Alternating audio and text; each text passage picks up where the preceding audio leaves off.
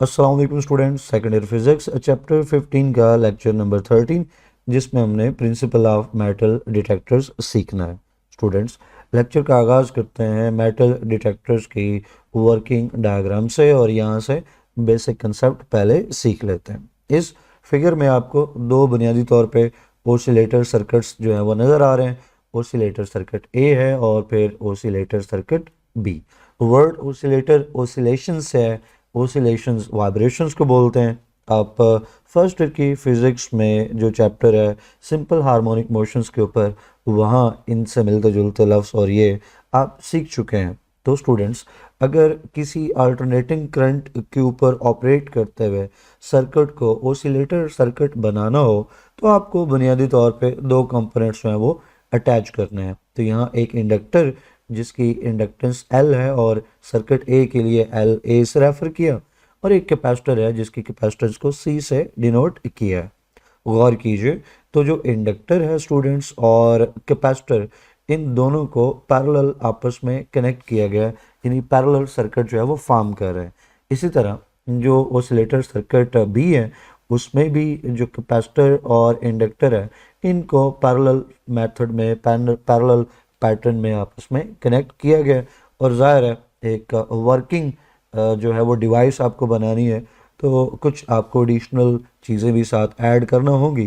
तो जो oscillator circuit ए है इसके लिए एडिशनल एक सर्किट मौजूद है, कुछ और कंपोनेंट्स हैं जिनकी यहाँ पे हमें कम से कम इसकी वर्किंग को, प्रिंसिपल को समझने के लिए ज़रूरत नहीं है, लेकिन ओवरऑल हमें एक आइडिया होना चाहिए कि जो प्रॉपर एक वर्किंग डिवाइस है उसमें एडिशनल कंपोनेंट्स भी होंगे। तो जो ओसिलेटर सर्किट बी है उसके लिए भी एक एडिशनल सर्किट जो है मौजूद है।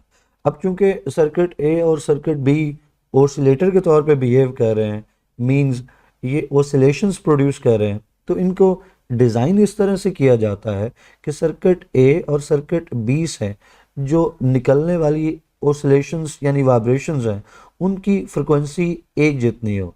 यानी जो सर्किट ए से वाइब्रेशंस हैं उनकी फ्रिक्वेंसी अगर एफ ए है तो सर्किट बी से निकलने वाली जो वाइब्रेशंस हैं, ओसिलेशंस हैं, उनकी फ्रिक्वेंसी अगर एफ बी कह दें हम तो दोनों बराबर होनी चाहिए जब इनके सराउंडिंग में कोई मेटल मौजूद नहीं है।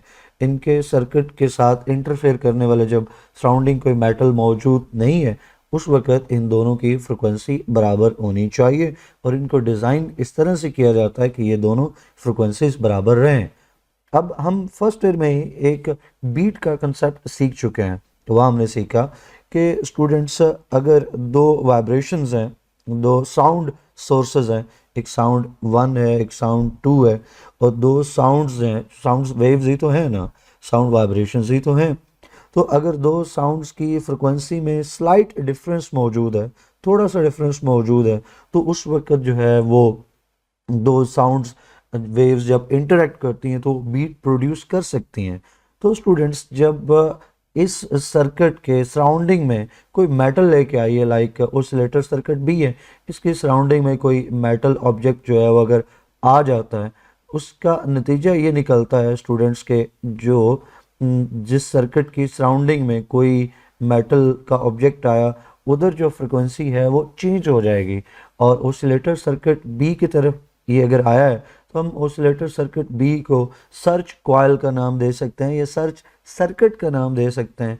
मेटल जिसके सराउंडिंग में है, जो डिटेक्ट कर रहा है, जिसकी फ्रिक्वेंसी चेंज हो रही है, उसको आप सर्च कॉइल या सर्च सर्किट का नाम दे सकते हो। एनीवेज, अब ऑब्जेक्ट इसके करीब आया तो सर्किट के साथ इंटरफेरेंस होने की वजह से स्टूडेंट्स इसकी फ्रिक्वेंसी होगी चेंज। इसकी फ्रिक्वेंसी हुई चेंज तो एक स्लाइट डिफरेंस क्रिएट हो जाएगा दो फ्रिक्वेंसीज के दरमियान में, उसका नतीजा एक बीट फ्रिक्वेंसी की सूरत में निकलेगा। फिर उसको एम्पलीफाई किया जाएगा एम्पलीफायर की मदद से, और जो बीट है वो स्पीकर के थ्रू जो है वो सुनाई देगी।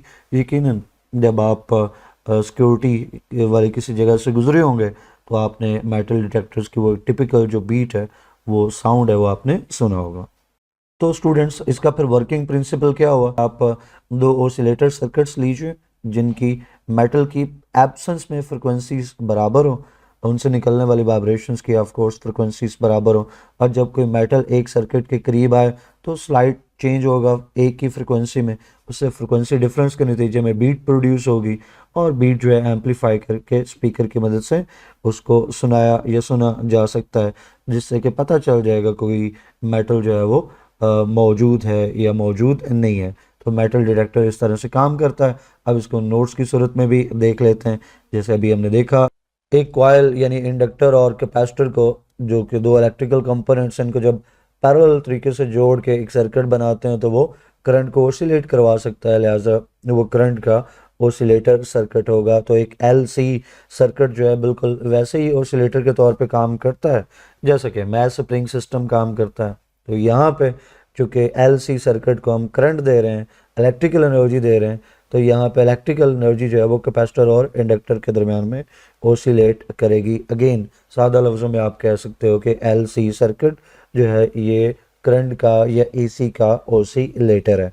तो स्टूडेंट्स, ये जो इलेक्ट्रिकल ओसिलेटर जिसकी हम बात कर रहे हैं, जो कि बुनियादी तौर पे एलसी सर्किट है, इसको इस्तेमाल करते हुए हमने इंडक्टर बनाना है। और जैसा हमने देखा डायग्राम में, ये भी डायग्राम नीचे आ रही है कि ये एल और सी यानी इंडक्टर और कैपेसिटर, ये दोनों पैरेलल फैशन में, पैरेलल पैटर्न में आपस में कनेक्टेड है। तो एक पूरा जो है मेटल डिटेक्टर बनाने के लिए आपको ऐसे दो ओसिलेटर्स चाहिए। आप इनको ओसिलेटर 1 2 का नाम दें, ए बी एक्स वाई, जो भी आप नाम इनको देना चाहें, लेकिन दो मेटल डिटेक्टर्स के लिए दो ओसिलेटर इस्तेमाल होंगे। और मेटल की एब्सेंस में, ऑब्जेक्ट की एब्सेंस में, दोनों जो सर्किट्स हैं उनकी फ्रिक्वेंसीज, उनसे निकलने वाली ऑसिलेशंस की फ्रिक्वेंसी जो है वो बराबर होंगी। जैसे यहाँ पे लिखा है कि जब कोई नियर बाय मेटल ऑब्जेक्ट नहीं है तो इंडक्टेंस एल ए और इंडक्टेंस एल बी दोनों चूँकि बराबर हैं, तो जो रेजोनेंस फ्रिक्वेंसी है दोनों सर्किट्स की वो भी सेम है। लेकिन जैसे ही एक सर्किट के करीब कोई मेटल ऑब्जेक्ट आता है, लाइक इंडक्टर बी जो है या सर्किट बी है, उसको आप सर्च कॉइल का जैसे हमने कहा नाम दे सकते हैं, उसके करीब कोई मेटल ऑब्जेक्ट आएगा तो जो इंडक्टेंस एल बी है, ये सर्किट बी है, उसकी इंडक्टेंस डिक्रीज होगी। नतीजा ये निकलेगा कि फ्रिक्वेंसी इंक्रीज होगी। तो जो सर्किट दूसरा है उसकी फ्रिक्वेंसी उतनी ही है, लेकिन जो सर्किट बी है उसकी फ्रिक्वेंसी बढ़ गई, तो दोनों फ्रिक्वेंसीज के अंदर एक डिफरेंस क्रिएट हुआ, जिसकी वजह से एक बीट जो है वो जनरेट होगी, उसको एम्पलीफाई करके स्पीकर में सुना जा सकता है। तो मेटल डिटेक्टर का ये हुआ वर्किंग प्रिंसिपल। मेटल डिटेक्टर्स को सिक्योरिटी पर्पसेस के लिए तो यूज़ करते ही करते हैं, लेकिन मेटल के बरीड ऑब्जेक्ट्स को लोकेट करने के लिए भी आप इसे इस्तेमाल कर सकते हैं। तो स्टूडेंट्स, ये था प्रिंसिपल ऑफ मेटल डिटेक्टर्स। उम्मीद है आपको समझ आया होगा। वीडियो आपने लाइक करनी है, फेलोज के साथ शेयर करना है। इंशाल्लाह नेक्स्ट वीडियो में मिलेंगे। टिल देन, अल्लाह हाफिज़।